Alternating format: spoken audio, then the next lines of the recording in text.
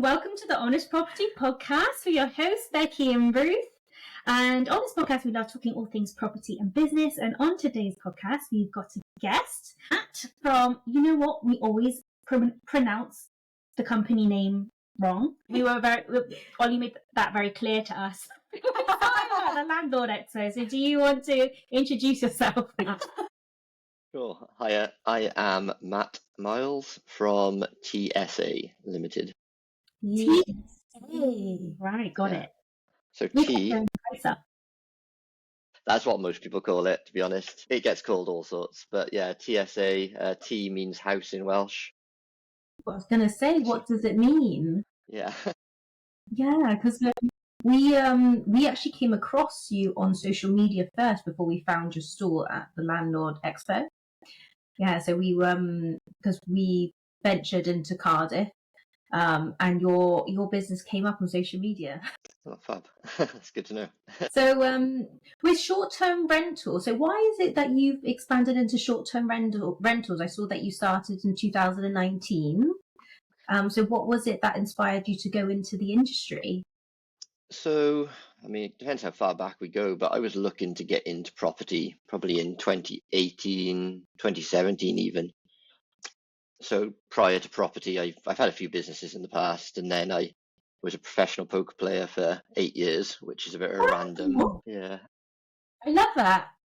it's a bit random. But and then I had my first child in 2016, and poker was quite intensive on the computer for long hours, and I was getting a bit burnt out with it. I wanted to change of scene. I always loved property and like the outdoors and that side of things. So it's like, I've got a bit of equity in my house. I will pull some money out and get into property development sort of thing and refurbs.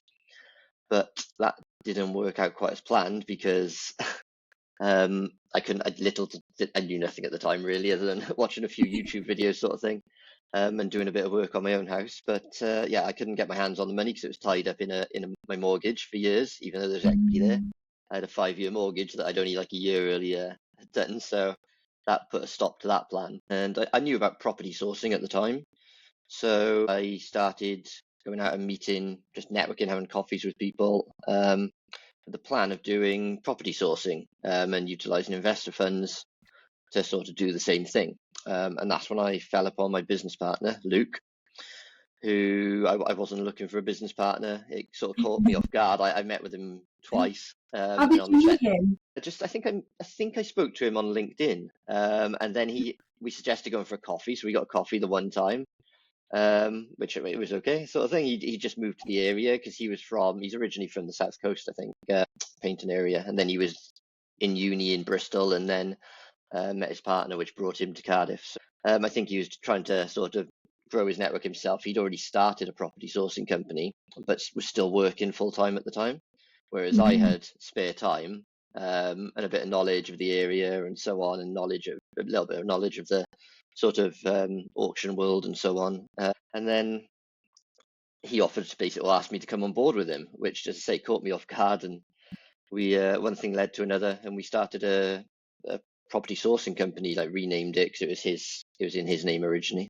and started doing that. And then that was ticking over. It was a bit of a hard grind sometimes, like you were getting some months without anything at all. And then we got towards the end of the year, and it went very quiet on the sourcing front. I think there was the general election coming up, and there was like talk of Brexit and so on, and there was just nobody was selling. It was there was Christmas just around the corner, and nobody was putting properties up for sale. You're getting the same message from every agent you spoke to, and no, nothing new to the market. And we're sort of wasting our time here at the moment. We need something else to sort of take up our time. And we'd heard of rent to rent and knew a bit about it. Sort of had an idea of what we wanted to do with it, and decided to jump in. We got our first rent-to-rent property and found it in December, just before Christmas, viewed it, ticked all the boxes for us, it was in Newport, a 3-bed property, not far from Celtic Manor, sort of ticked leisure boxes, but also contractor boxes, which was what we wanted. Signed contracts then in the new year, because there's obviously a bit of a delay over the Christmas period where people were off. jumped in, did everything ourselves, scraped the barrel with getting it set up and live. Like I borrowed £3,000. I had no money at the time. I'd literally burnt through all my savings at the time. And Luke, I don't know where Luke got his money from, but anyway, it was scraping the barrel. But yeah, we both put 3,000 in each and still ran out of money doing the setup on the property. And then borrowed like £1,000 or so from the property sourcing business, lent that across just to finish getting the place set up and live. And that went live in the start of February 2020. And then along came COVID in March 2020, which was always fun. Yeah, that's fun and all. Yeah, but we got through it. It was, as I say, a bit of a worry to start with, but having just signed contracts on this property and not having any reserve funds, so it was quite risky for us in the early days, sort of thing. But we made money that year. I think we made about 6,000 over the first 12 months, despite of COVID on the property, which obviously it's not mega bucks, but it's not too bad considering the circumstances. What sort of guests were you having in the property during that time? We had a few nurses who were travelling into the area to cover various hospitals, but still quite a lot of contractor work. That was your main focus. You knew that you wanted to go with contractors first. Yeah, nothing to do with COVID, obviously. It was long before we knew that was coming along. The plan was to tick contractor boxes and leisure guests as well. Yeah. And Newport is quite a strong contractor city. But also I thought being on the outskirts by Celtic Manor, it's got good road connections and so on. It is going to tick boxes for leisure guests too in the area. Yeah. And obviously it did, but only for a month until COVID showed up.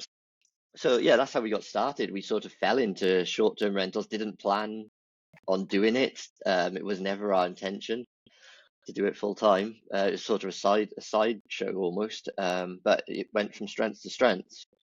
We grew our own portfolio of I should call it portfolio. We grew our own rent to rents up to 3 properties, all in Newport by the end of 2020, despite of COVID. And then by that point, people had already started asking us and inquiring about management, and we kept saying no for the first 12 months, just because I don't like to do things unless I feel like I know what I'm doing, especially for other people. Like some people take risks with other people's money. I'm the opposite. I wouldn't want to tell somebody something that's not correct. So I just threw ourselves in, sort of thing. And then, yeah, people were asking, we say no. And eventually we realized there's enough people asking, shall we take a risk on this, so to speak? And yeah, got our first management contract probably early 2021, I'd imagine it was. And then, yeah, that's got the ball. Actually online. Yeah. It was around then because we were looking for management at the time. Because we had properties in Newport as well, so we were looking for a hands-off approach. So I think we saw your, I don't know if it was an advert or you just popped up from the algorithms. I guess it was actually, we didn't do paid advertising until very recently. Everything was organic in the early days. So we just grew naturally through people asking us to manage on their behalf, and then word of mouth. So I think people liked the fact we were a smaller company and not taking on anybody. Yeah, it was, obviously there was Stay BC around at the time, who I don't know whether you've come across, but they got into financial difficulty and caused quite upset in the market, I think. Some of the people back, they were our main competitors at the time because they started at the same time as us, and they grew very quickly and they went straight into management. And it was very frustrating when we started offering management because it felt like they were one step ahead of us all the time. And because they were all over social media, everybody was going with them, and we couldn't fathom what they were doing differently to us to get people to go with them. And I think it was just the fact they were on social media and people knew them. But there were a lot of red flags and alarm bells going off for us as a company in direct competition because we knew how hard it was. And I couldn't fathom how they were expanding at the rate they were. And obviously, after a while, it all became apparent why that was the case. And it came crashing down for why was that the case, if you don't mind me asking? Well, again, I don't know too much other than hearsay about other people's businesses, and everybody's got their own way of doing things. So I want to be careful about what I say. But basically, I think they just overexpanded way too quickly. So they went into big office space. They brought a lot of people in-house. They had everybody in-house. They had like legal advisors, I think, even in-house, and an accountant in-house in the end. And they had the full book. From what other people have told me, they had the full cleaning team in-house, but not on 0-hour contracts. So I think they got to winter and maybe started making big losses. Basically, my understanding is it grew too big, too quickly, and they've lost control of. Yeah. Well, we've had our experiences with service accommodation management that were all over social media. They were they'd obviously paid to get good positions in other people's emails or other search engines, and our personal experience was truly awful.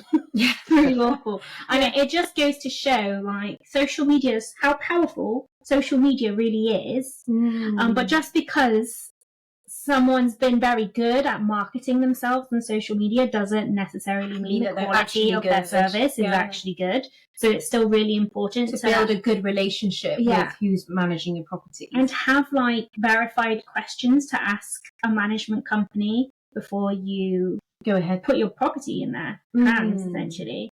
So actually, based on that, what would be your, like, if you were to give advice to somebody who's looking for a management company, what would be the things that you suggest they ask before deciding to go with a particular company for management? I try and do your own due diligence on them. By that, I mean, I guess just speak to them for a start. Speak to a few different companies, and you'll know who you sort of know, like, and trust, if you know what I mean, usually, just through conversations, and who will come across as genuine, who isn't. And as I say, look at their websites. You can ask them for case studies, even on, like, sort of examples of their own properties they manage, especially if it's in the area you're looking for. Yeah, I get. I say I'm not a client as such, but when I'm dealing with other things, I would like to have a conversation with someone and just generally get a feel for what they're like. I would say it's not all about the percentage as well, because that's a challenge we're coming up against now. We've always marked ourselves as a higher end company, sort of thing. We do complete hands-off management, as I know a lot of people do, but we quickly moved away from the VA model. So I know a lot of competitors use VAs in Philippines and abroad just to keep costs down, and they have very few UK staff. Whereas, as I say, we tried it, we didn't like it. It wasn't for us in the early days, so we moved away from that quite quickly, and we have a completely UK-based team at TSA. So, but that probably sets you apart, really, because you are a UK-based through and through. Absolutely. Do you just serve your local areas as well, so you're never truly that far away from anything? Yeah, so you cover South, West and Yorkshire, is it? Not Yorkshire, so we cover we cover all of South Wales. We cover Bristol, Bath, Swindon. We've got some in Coventry. We did have one in Nottingham as well. So we've rolled out further afield. We're now looking at covering all of Wales. So we're looking, we'll get onto it in a bit with our holiday letting brand, but looking at moving further north into mid and North Wales with that, which we've already put connections with local businesses and stuff in place. It's just a case of now starting to build our stock in those areas. Yeah, as I say, we started going back a few years ago. We were just Newport and Cardiff sort of thing, and I think we had one or two places in Bristol at the time. But yeah, so what there was in the early days, we were like on the doorstep. But now we're a bit further afield, a bit further away. But as I say, it's just about having really good systems in place, and we have people on the ground that we can call straight off, sort of thing. So if there was an emergency, we can have someone there straight away. Yeah, absolutely.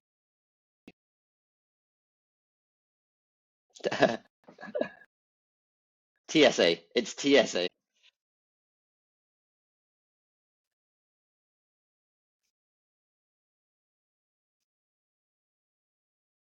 Yes. For more of a unique stay and more of a country stay, more of a leisure is the right words. So could you talk a little bit more about that and, like, the difference of separating those separating those types of guests?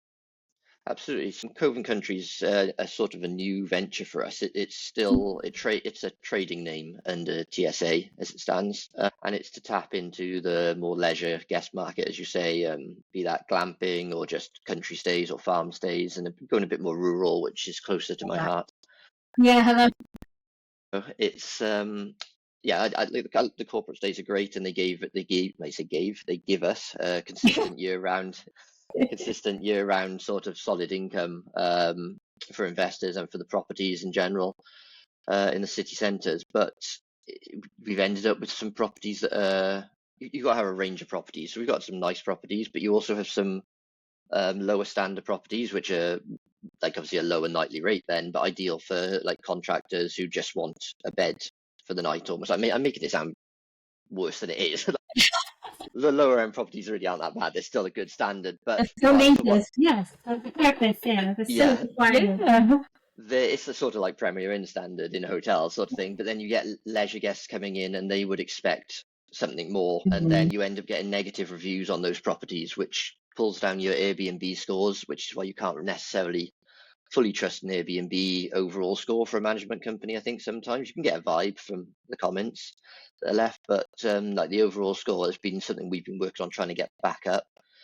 Because we said yes to probably too many average properties when we were growing, which we've now cut. So we've actually cut about 20 properties from our portfolio. That's so how do you go about selecting what properties you would even take on?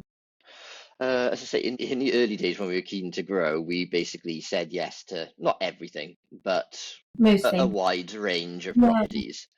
But then we found that we'd had like sort of 15-20% of the properties in our portfolio were taking up 80% of our time. And usually the ones taking up 80% of the time were the worst at cash flowing, because we were just managing maintenance problems in there constantly and headaches. And then you're getting complaints coming in, and it was just causing us more headaches than it was worth having the properties under management. So we've, as I say, increased our standards, I think, over the last 12 months, cut some of the ones that were causing us a lot of problems and headaches, and narrowed them. Then you say, sorry, you don't make the cuts anymore. We didn't officially have to say that to anybody. A lot of them naturally came to an end because of the problems. So the investors were coming to us, and we were basically, I think there were a few that it wasn't me, it was Holly, who's our managing director, I think. I say like general manager at the moment. And she basically had conversations with the investors, and we're like, property's basically not working for either of us really, as it's not making the money they were expecting and wanting, and it's not making the money for us sort of thing, and it's causing a lot of headaches. So they were sort of mutually agreed to go our separate ways, and either advise them to put a long-term let in, or basically that they needed to bring the standards up on the property. So you gave like good advice, honest feedback. Yeah, absolutely. I've sort of got away from your original question about Covent Country, haven't I? Yeah, tell us a bit more. I would love to know. So we wanted to get into the rural markets. We, as I say, avoided it in the early days because, to be honest, scared us a little bit, the seasonality. I didn't want to have a business that had no income or very low income through the winter months, as I say. And obviously it's probably just as well when COVID came along, because I think the rural market and the holiday let market obviously got hit a lot harder than we did. But I think we're big enough now as a company to be able to absorb the seasonality a little bit more. And as I say, we had a couple of properties come on that we felt were better suited. We spoke to a few investors who didn't seem to differentiate between serviced accommodation and holiday lets, and it came up later on in conversation. We were managing serviced accommodation for them, and they then said, we got this holiday let, I can't even remember where it was now, at Monmouth Way, I think. Basically, they'd never made the connection that we deal with holiday lets or could deal with holiday lets, even though they were very similar markets sort of thing. So that sort of got my mind going. Maybe we need to like sort of differentiate between the two.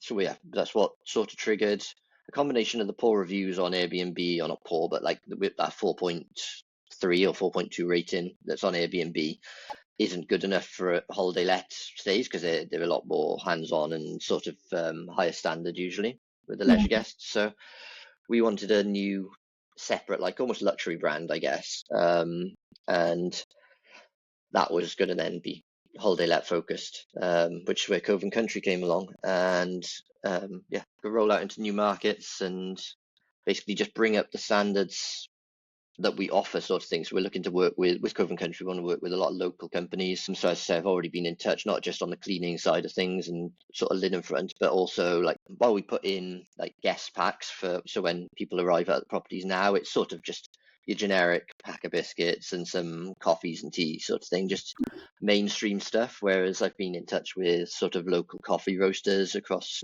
Wales and that type of thing to put something a bit more local feel, personal touch, just generally higher standard in for guests when they check in, and it'll be a slightly higher cost to that, obviously, for us. And But you're but taking obviously, it's experience, aren't you? A little bit more when absolutely. you are having and it's luxury. We even looked, Becky and I even, because we got really obsessed with glamping at one point. Don't know if you've been to the glamping expo. That's really good. It's in my diary. I've not been though. Oh my gosh, it's so fun. It's so good. Yeah. Definitely go. Lots of like really quirky ideas. But where am I going with this? Oh yeah, we looked into people that specialised in like refillable shampoos and but they were like luxury with the environment in mind, and they were called Wild. Yeah, and I think we did our market research and stayed in one, and we were just noticing and making notes of all these little touches that made the experience seem so much more special. Like More a than the little average. note when you come in that says like welcome, and then your name, like your own name that's been handwritten there, or like or they left like scones that were or like made by somebody nearby. Like those little things really add to that sort personal touches. Like I went to where did I go? Forest. What's it? Centre Parks. That's it. So they're like the original of like unique. I guess a bit more rural, but not really staycations. And they do all of these quirky little things to make you feel it feels very personalized. And I took lots of notes. And I think, especially when you are doing something that's not the Airbnb model, it's something that has to be more personalized and feel like you're really getting a luxury treatment. You've got all these little details really do add up. Yeah, absolutely. I've been to Centre Parks as well with the family, and to be honest, I say robbed one of their ideas. I liked the fact the cleaners Inspired. wrote, yes, inspired. I like the fact the cleaners wrote on the chalkboard in the properties like their name and signed it off, and you sort of knew who'd clean the property. That like cleaning's always been one of our struggles to try and maintain standards, because you find a good cleaning company. That's the norm, isn't it? Yeah, that's always an issue. You find a good cleaning company, and then it's almost consistent across the board. Whenever they then grow, the standards drop, and I think there's only so many good cleaners around is the trouble. So it is constant struggle to maintain those standards. So one thing we've ruled out is obviously we don't have chalkboards in every property, but we've done little business cards type calling card things with like obviously like a QR code and sort of that type of thing on the one side, and then the other side an area for the cleaner to basically sign their name. And we thought that gives a bit more personal touch, but also accountability for cleaners, sort of thing. If they're having to sign their name off on a clean, then you'd hope that they'd want it to be a good standard. So and having not cut corners. So there's something about writing in your own name. I was reading this book this one time that was talking about there's like a CEO of like a company, and a lot of the workers there just didn't feel like they were looked after or didn't think that they were cared for. But then this one CEO every Christmas would handwrite to each employee, and it made the productivity of that business grew like a huge percentage, because it's like one little act that does it. Personalization really makes you feel valued as a customer, as an employee. Like that sort of personalized details, people do take notice of that. But when you're just sending something that's just copied, or you don't handwrite something out because it doesn't really exist anymore. There's no there's less accountability then, isn't there? Yeah, absolutely. Yeah.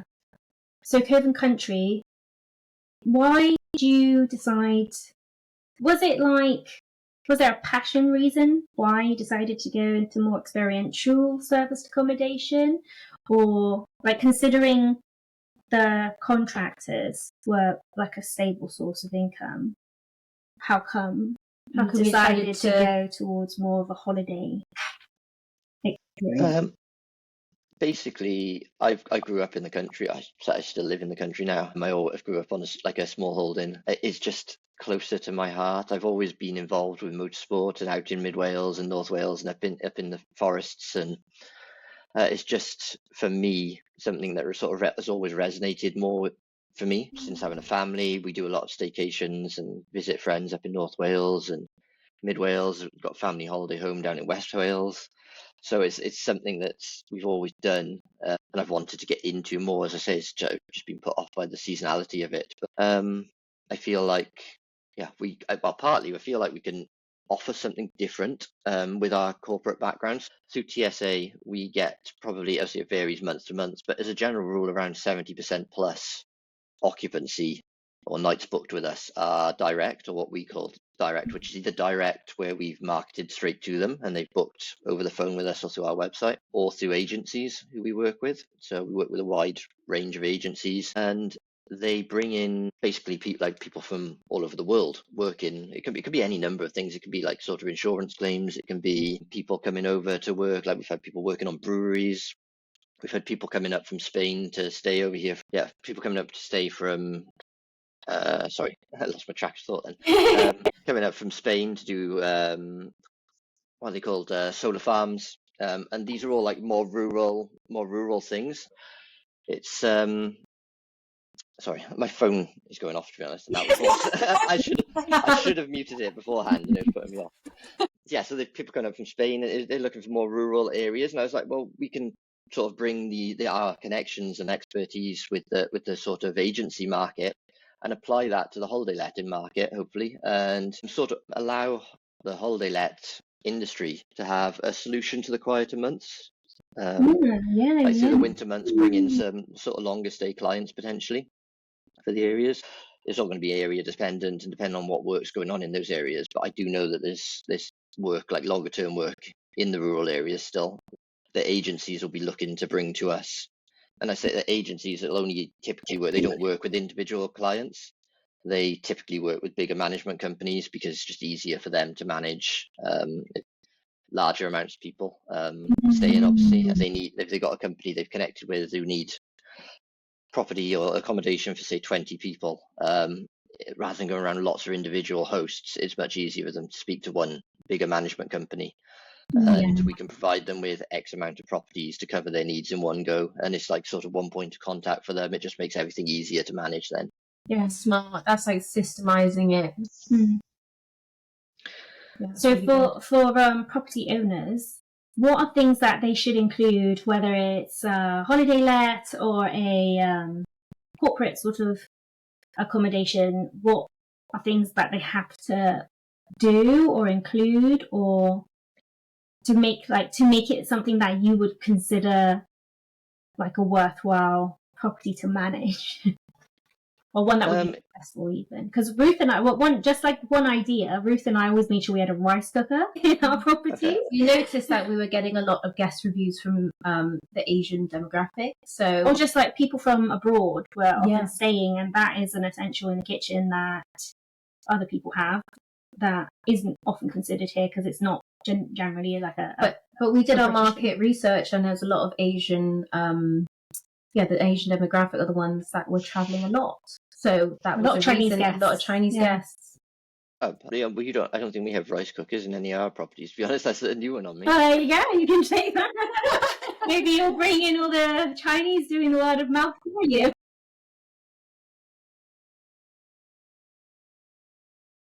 Yeah, it's good to know. We just the standard finish, as I say, I think is important. Obviously, when you're talking about OTAs, the reviews are important. Having good reviews.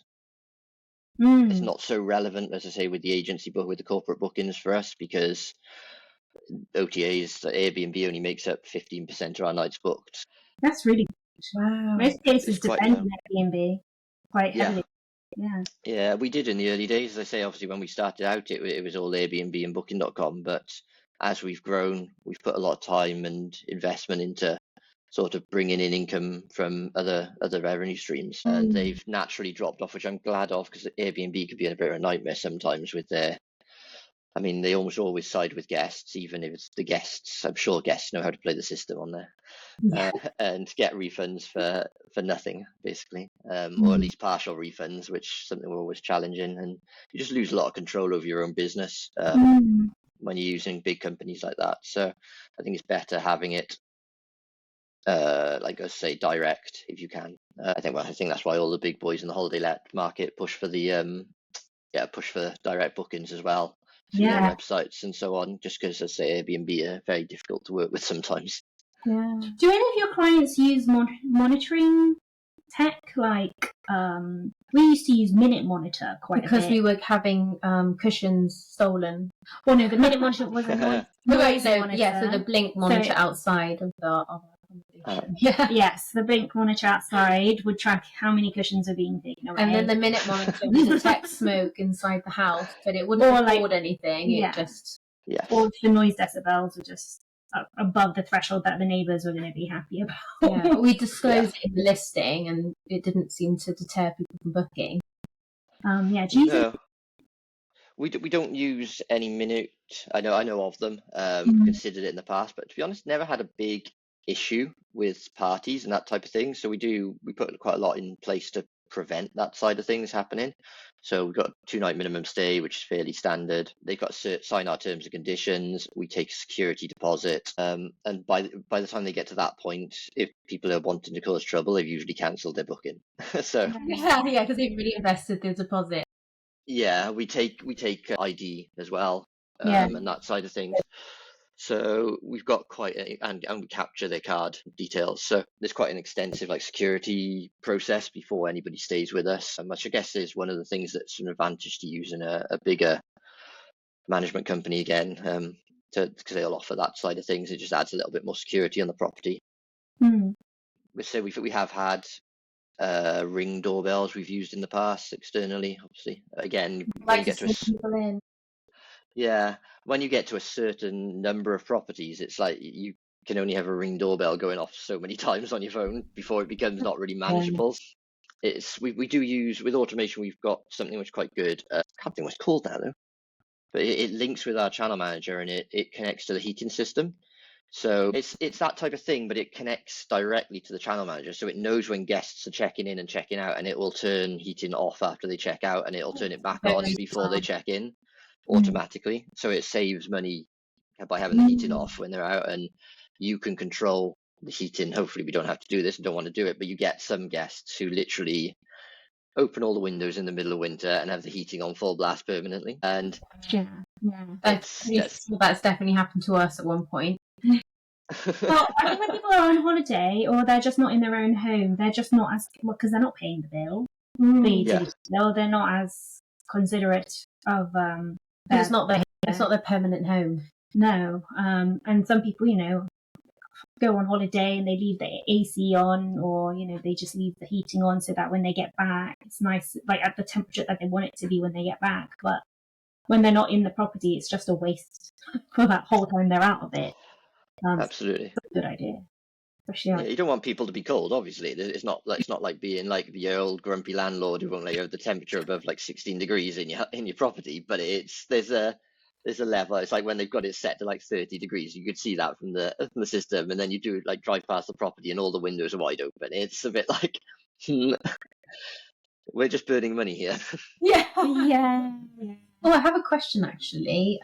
With all the properties that you take on from the different property owners, do you give them advice an annual report to say how they could so say if the property was underperforming under your management, do you give them advice yearly or monthly or quarterly to help them to say, oh well, you can maybe do this to kind of help with the profits? That is something we do. No, we don't want to be able to manage you anymore. It's not working. No, of course you want to retain customers where possible. It's only certain properties that were really bad, if you know what I mean. We had one block in Cardiff where windows were literally falling out of it. It was, and you'd fix one thing and then something else would go wrong, the boilers would all pack in because they were from 20, 30 years ago sort of thing. It's just but yeah, in general we obviously offer advice because it's in everybody's interest to get the properties. We don't do it in a regimented way like that. I actually quite like that as an idea, the more systemized sort of advice. Every sort of X amount of months to help an owner increase profits. I do quite like that idea. Well, there you go. And quarterly reports. With our management in Bristol, we would always ask how we improve the property. Every maybe 6 months to just check if there's anything that we can do that will make it stand out better or just improve the efficiency of it. How often do you think property owners should refresh the interior and design. Yeah, of the especially for property? service accommodation.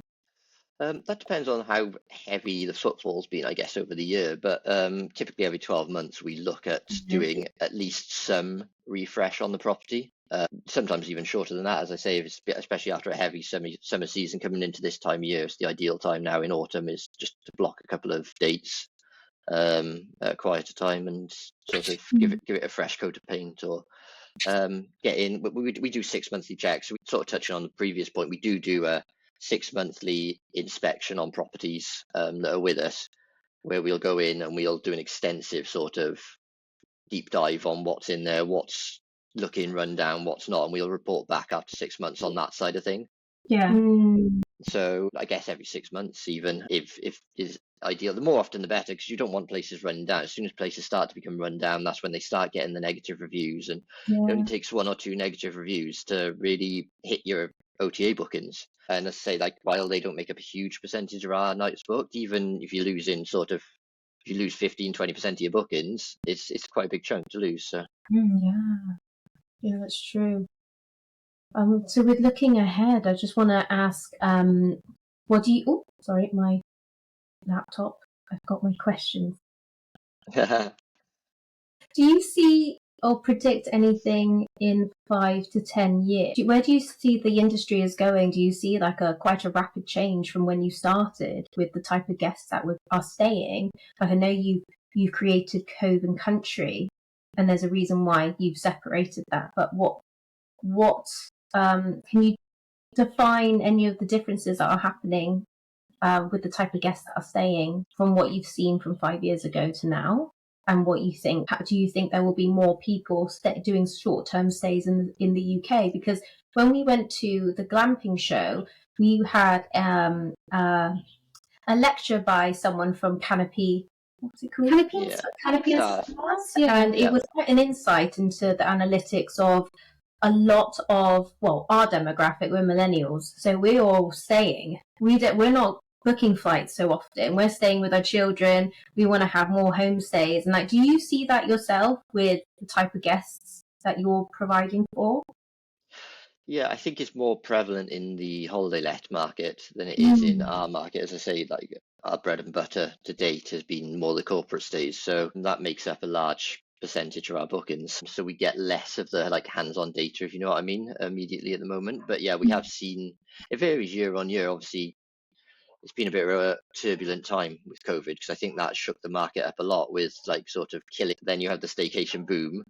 Then we had a staycation dip because everybody wanted to go away abroad again when they could get back on planes. And now the market, I think, is leveling out. I mean, it's all area dependent, but yeah, the market does seem to be leveling out a bit more. I've read contradictory reports recently, in the sense that I've seen like one area, I think it was parts of North Wales or something, that had a sort of dip in the market this year, which was actually surprising to me.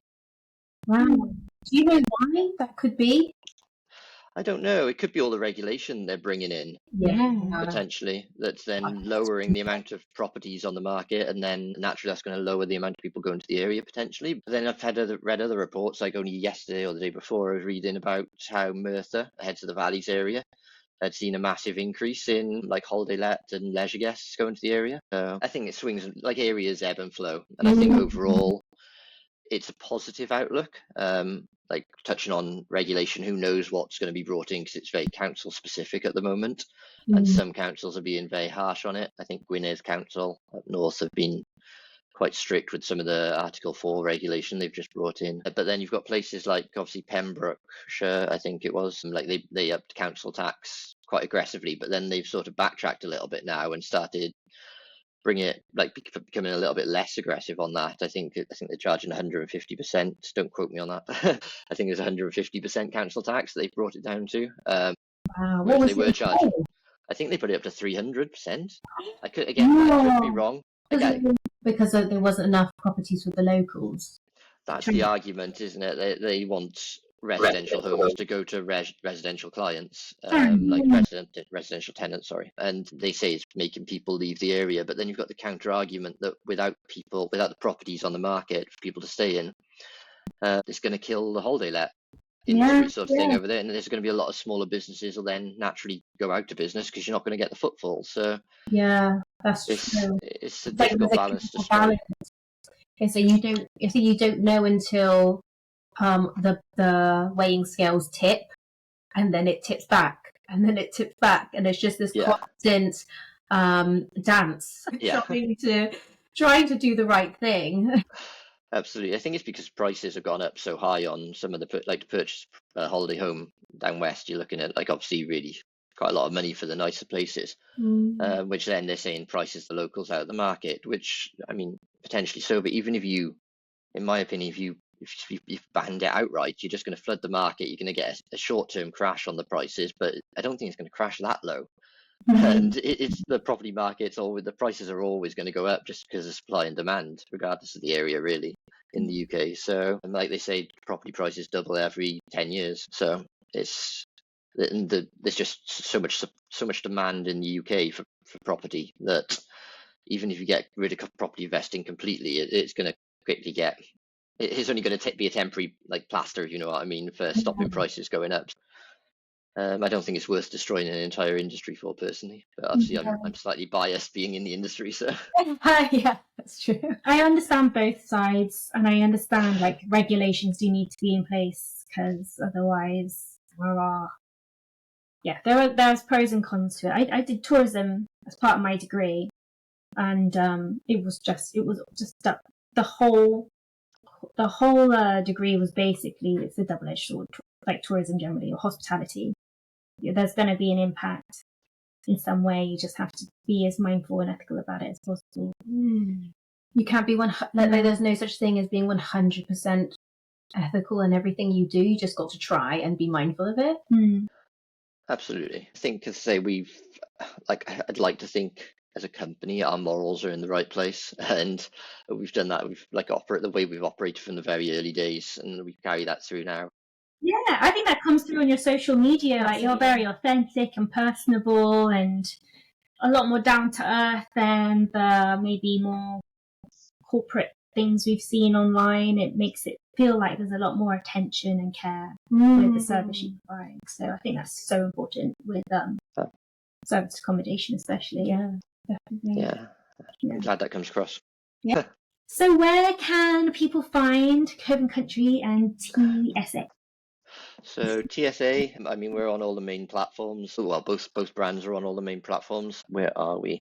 Stay TSA, I think, is on. I'm just looking myself now. Yeah, so Stay TSA on Instagram, and I think it's the same on Facebook. Cove & Country Stays on both as well. And then if you're interested in the property sourcing side of things, there's T Property Sourcing, a T obviously TY.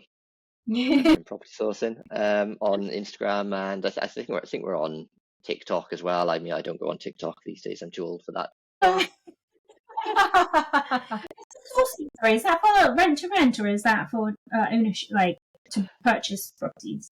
Yeah, that we didn't really touch on that too much as in the very start. So that still ticks over in the background. That's mainly rent to rent. Okay. That we do. So if anyone's looking for rent to rent deals, then you have the answer.